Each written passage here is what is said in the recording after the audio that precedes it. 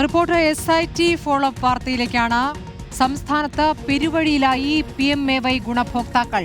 കേരളത്തിൽ ഇതുവരെ 44,689 പേരെയാണ് PMAY ഗുണഭോക്താക്കളായി തിരഞ്ഞെടുത്തത്. ഇതിൽ 27,175 വീടുകൾക്ക് മാത്രമാണ് ഒന്നാം ഗഡു തുക നൽകിയത്. ബ്ലോക്ക് കണക്ക് പ്രകാരം 3,854 വീടുകൾ പൂർത്തിയായിട്ടുണ്ട്. പൂർത്തിയായതിൽ 3,501 വീടുകൾക്ക് ഗഡുക്കൾ നൽകിയിട്ടില്ല എന്നും കണക്കുകൾ വ്യക്തമാകുന്നുണ്ട്. അതേസമയം PMAY ഗുണഭോക്താക്കളായ ആദിവാസി വിഭാഗത്തിനും ഫണ്ട് നൽകിയിട്ടില്ല. ആദ്യ ഗഡു ലഭിച്ചപ്പോൾ നിർമ്മിച്ച ഫൗണ്ടേഷന് സമീപം ഷെഡ് കെട്ടിയാണ് കുടുംബങ്ങളുടെ താമസം. തിരുവനന്തപുരം തൊളിക്കോട് പഞ്ചായത്ത് 10ാം വാർഡിലെ കൃഷ്ണകുമാരിയുടെ അവസ്ഥ അതിദയനീയമാണ്. ഇത് എത്ര നാളായി തറയിട്ടിട്ട്? ഇത് 1 വർഷമായി. ഈ 1 വർഷമായപ്പം പിന്നെ പൈസ കിട്ടാതെ വന്നപ്പോഴത്തേക്കും മോള് പിന്നെ ഈ സ്ഥലം പിന്നെ ക്യാരിയൊക്കെ ഇടിച്ച് സ്ഥലമൊക്കെ വാങ്ങിച്ചാണ് ഇത് വെച്ച് കിട്ടിയത്.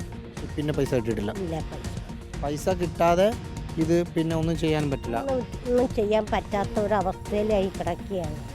എന്താ പഞ്ചായത്ത് മെമ്പറിനോടൊക്കെ ചോദിക്കും പറയുന്നത്? പെട്ടെന്ന് നിങ്ങൾ കിട്ടി ഉടനെ പൈസ വാങ്ങിച്ച് തരാം എന്നാണ് അവർ പറയുന്നത്.